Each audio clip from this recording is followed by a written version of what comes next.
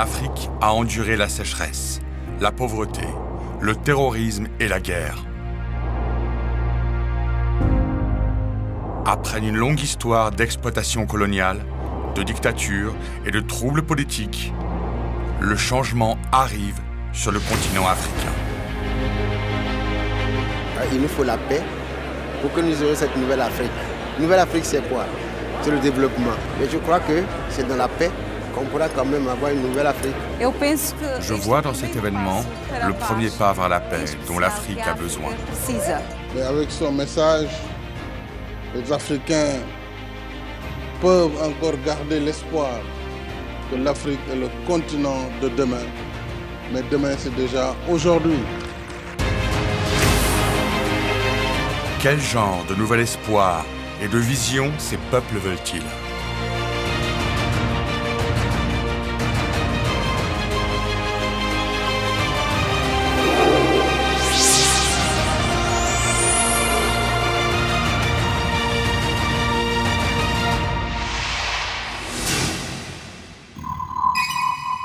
Le Sénégal est la nation la plus à l'ouest sur la côte atlantique avec 14,6 millions d'habitants.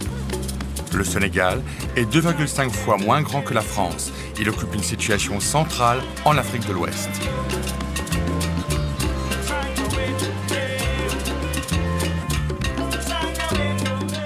L'attraction principale du Sénégal, le lac Redba.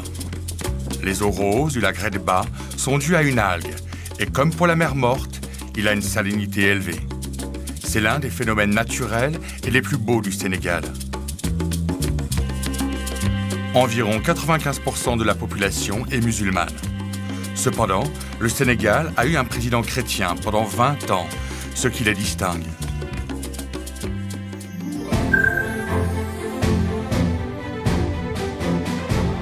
Les gens se pressent autour du centre de conférence internationale Abdou Diouf, près de Dakar, la capitale.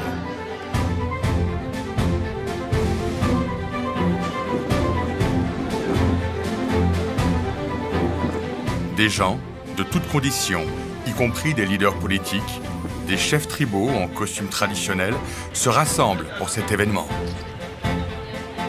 On a préparé le départ depuis il y a 2 mois. Et c'est ma première fois, moi en tout cas, d'être là, d'être à la conférence, à cette conférence qui est pour la paix universelle. Je sais qu'il y a beaucoup de rencontres qui parlent de la paix au niveau de l'Afrique. Il y a des rencontres qui réunissent les chefs d'État et de gouvernement. Et il y a des rencontres aussi qui unissent les chefs religieux entre eux ou bien les parlementaires entre eux. Mais l'avantage de ces sommets, c'est la rencontre de tout le monde.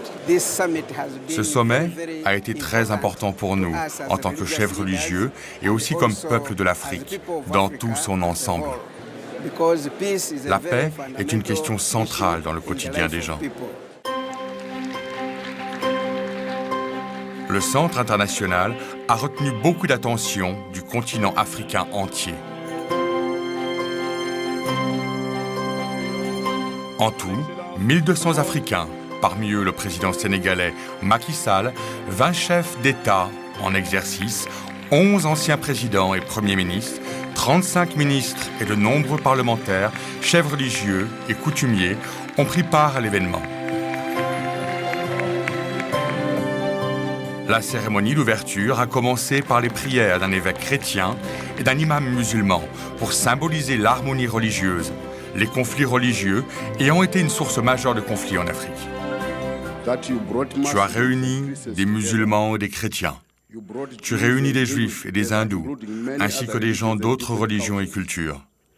De ce fait, ô parents célestes, nous savons qu'un jour, bientôt, tu nous donneras une paix parfaite qui dure pour toujours. Monsieur le Président de la République, Mesdames, Messieurs, le docteur Hag Jahan Moon, affectueusement appelée Mazamoun, ici présente, est une femme éprise de paix. Elle ne vit que la paix et pour la paix.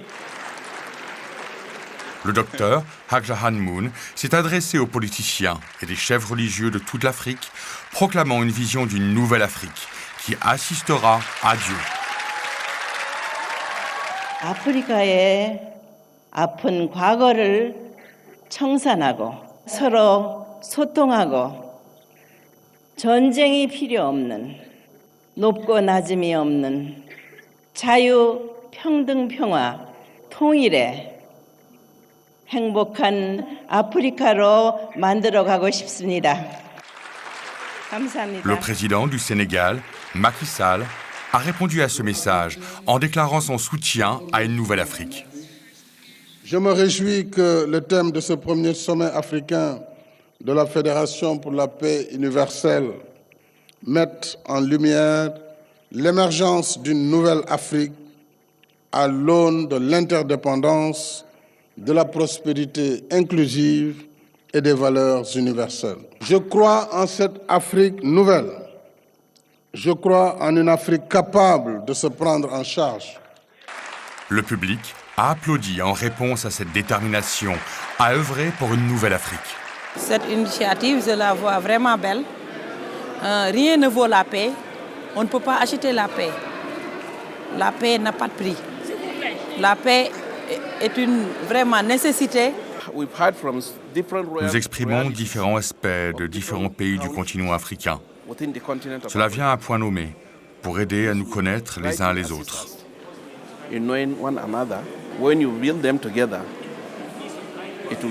Les rassembler, c'est faire avancer tout l'ensemble du continent. Cette volonté de faire revivre l'Afrique est bien représentée par le monument de la Renaissance africaine achevé en 2010. Ce monument, construit en commémoration du 50e anniversaire de l'indépendance du Sénégal, symbolise la suppression des contraintes et le progrès vers la liberté et la prospérité. Le Sénégal, ainsi que le reste du continent africain, est au sommet de sa construction et de son développement. Cependant, l'obstacle à cet effort vient de l'intérieur des nations. Nous sommes dans un monde aujourd'hui troublé par la violence. Elle peut être le fait des terroristes, elle peut être le fait également des groupes armés à l'intérieur d'un même pays. Nous sommes aujourd'hui confrontés au non-respect, si vous voulez, des constitutions où lorsque donc les gens arrivent au terme de leur mandat, veulent rester. Et tout cela constitue des menaces pour la paix. Rien que cette année, 13 personnes ont été tuées par arme à feu au Sénégal, une nation comparativement sûre. En outre, les actes de terreur qui ont eu lieu en Somalie et dans d'autres pays constituent une menace pour la paix et le développement sur l'ensemble du continent. Il faut aller en profondeur. Et je pense que c'est un élément important, disons, d'évolution vers une prise de conscience de la nécessité d'attaquer ces facteurs pour réussir dans la paix. Dans ces circonstances, le docteur Hak Ja Han Moon apporte une vision de paix et de prospérité à l'Afrique. 실질적으로 나는 아프리카 최남단에 있는 희망봉에서부터 아프리카 대륙을 거쳐 유럽 대륙, 유라시아, 아시아로 해서 한국으로 통하는 평화 고속도로를 제창합니다. Pour passer d'une nation à l'autre, on doit s'arrêter à la frontière. Cela prend presque 3 ou 4 heures. Pourtant, c'est le même continent, l'Afrique. Quand vous allez en Europe, il y a une autoroute. Vous pouvez vous déplacer d'un pays à l'autre parce qu'il y a cette unité. Pour voir une nouvelle Afrique, il faut combattre la désunion. Lors de la session suivante, le Semaul Undong, ou le nouveau mouvement communautaire, a été présenté comme un exemple de la direction que l'Afrique peut prendre. La session a également encouragé l'utilisation des atouts de l'Afrique, en particulier l'industrie du café pour parvenir à une croissance économique autonome. On n'a plus de travail, plus de démocratie, plus de bonne gouvernance. Ça va de cette manière, vous mettez toutes ces choses ensemble, nous allons décoller, comme l'a fait la Corée, qui a décollé, qui était un pays qui avait trop de difficultés dans les années 60 et qui aujourd'hui est une puissance. Donc c'est de cette manière que nous aussi nous pouvons décoller. De nombreux protocoles d'accord ont déjà été signés. Nous apprenons les uns des autres et de la famille de l'unification. Nous apprenons aussi de la façon exemplaire de faire les choses Semaul. Nous voulons mettre en œuvre ces protocoles d'entente. Les médias du Sénégal et d'autres pays africains ont concouru pour couvrir l'événement. Alors on a parlé d'une Afrique nouvelle. C'est cette Afrique-là où les guerres civiles, cette Afrique des conflits, cette Afrique des constitutions très patchouées, cette Afrique des démocraties ratées, cette Afrique nouvelle permettra à la jeune génération qui viendra d'avoir vraiment de quoi donner à la prospérité et de quoi donner à cette mondialisation aux conséquences déloyales et rudes. Le sommet africain sur la paix universelle est venu à son heure. Et les députés sont bien armés, les députés sont bien préparés pour ce forum. Cet événement a été diffusé en direct à travers la chaîne d'information nationale du Sénégal, RTS, et couvert dans les journaux et les magazines à travers le continent. TV5 de France a aussi couvert l'événement et l'a diffusé en Europe. 신아프리카 공영과 보편적 가치라는 주제로 세계 평화통일 가정연합. Les médias coréens ont également diffusé les nouvelles convictions de l'Afrique au peuple coréen. Le deuxième jour, les participants du sommet africain se sont dirigés vers l'île de Gorée, au Sénégal, qui avait servi d'avant-poste pour la traite des esclaves dans le passé, aujourd'hui classée au patrimoine mondial de l'UNESCO. À leur arrivée, le docteur Hak Ja Han Moon et les participants au sommet de l'Afrique ont été accueillis par le maire de l'île de Gorée. C'était un lieu de souffrance de l'humanité. C'était un lieu de déportation de notre peuple.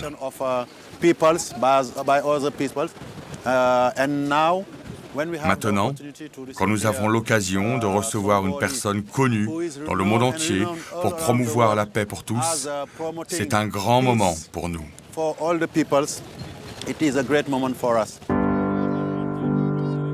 Le premier arrêt du groupe fut une statue célébrant la libération des esclaves.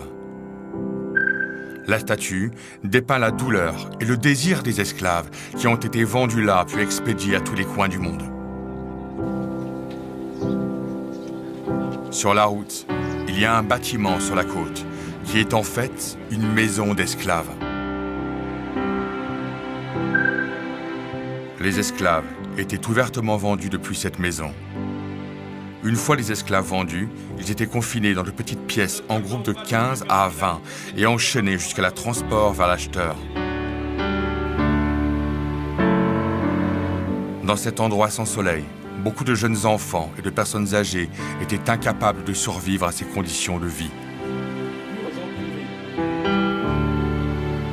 Une porte se trouve au bout du couloir et les esclaves qui ont quitté cette porte ne sont jamais revenus. La souffrance des esclaves atteignait son paroxysme dans l'océan. Les esclaves étaient rassemblés sur des bateaux comme du bétail enchaîné et 40% d'entre eux ne survivaient pas au voyage. Les chefs religieux ont organisé une cérémonie pour libérer et réconforter les âmes de ceux qui avaient souffert à cet endroit. Ensemble, ils ont prié pour que la souffrance de ces esclaves puisse être transformée en graines de paix et que leur esprit puisse expérimenter la liberté éternelle. Une cérémonie a été organisée pour présenter une plaque souvenir aux dignitaires qui avaient visité l'île de Gorée.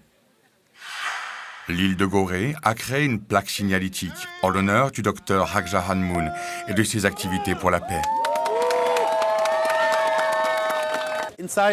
Dans la maison des esclaves, il y a eu un moment de prière. Le docteur Hak Ja Han Moon a offert une prière pour tous les gens qui étaient là, pour l'île de Gorée et aussi pour le monde entier. Il est très important de servir beaucoup. Beaucoup de gens. Cette journée a été spectaculaire pour nous et nous ne l'oublierons jamais. L'implication du docteur Hak Ja Han Moon dans l'Afrique remonte à son voyage en Afrique avec le révérend Son Myung Moon en 1995. Depuis lors, elle a appelé à la libération de l'Afrique de la guerre et de la pauvreté en promouvant la restauration des valeurs familiales et de l'éducation. Le sentiment envers l'Afrique a toujours été un sentiment de confiance, de compassion et d'empathie pour ce que l'Afrique a traversé. Le sentiment était aussi que l'Afrique pouvait devenir le plus grand continent du monde, une fois que l'Afrique va dans le sens de l'harmonie, de l'unité et du développement. Les chefs religieux qui sympathisent avec ce sentiment ont progressivement répandu ces activités de paix à travers le continent africain. En conséquence, l'Association internationale des parlementaires pour la paix a été inaugurée en Afrique de l'Ouest, centrale et orientale en 2016. Sur cette base, l'Association parlementaire africain pour la paix a également été inaugurée lors du sommet africain au niveau continental. Cela a jeté les bases pour que le continent divisé par la religion et la langue s'unisse.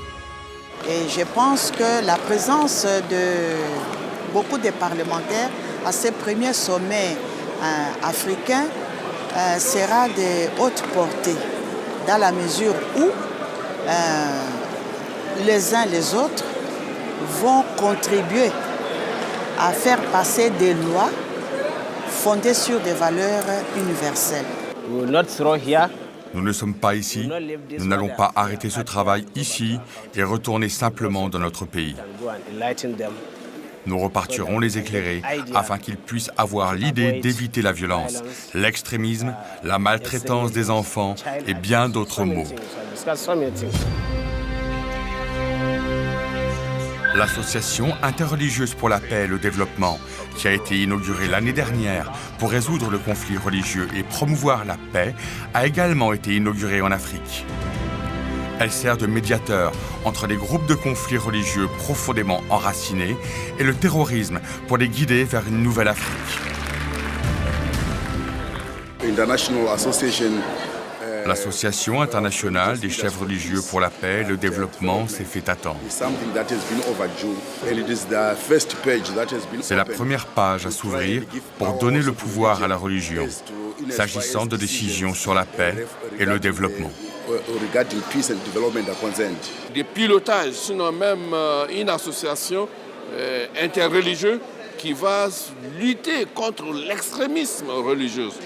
Donc c'est des choses qui nous interpellent, mais si les leaders religieux se mettent ensemble pour dénoncer, pour enseigner les textes coraniques et les textes bibliques et les textes révélés. Les chefs tribaux les plus influents d'Afrique ont également formé une association pour la paix. Cela a ouvert la voie à la vision de la paix et du développement à travers tout le continent africain. Je vais d'abord remercier M. Moon et sa femme qui ont eu quand même le courage de soutenir ces structures que je vois et qui attirent le monde à comprendre ce que c'est que la paix. Et que sans la paix, le monde ne sera pas le monde. Il faut la paix pour que nous soyons vraiment tous en liberté. La liberté même de l'homme, c'est la paix. On a pris l'initiative de créer la paix. Mais ça demande d'avoir aujourd'hui de nous réunir, nous tous. Chez moi, on va peut-être aller créer une place et on va les donner la place de la paix. Là, on aura l'occasion, on va se retrouver là-bas.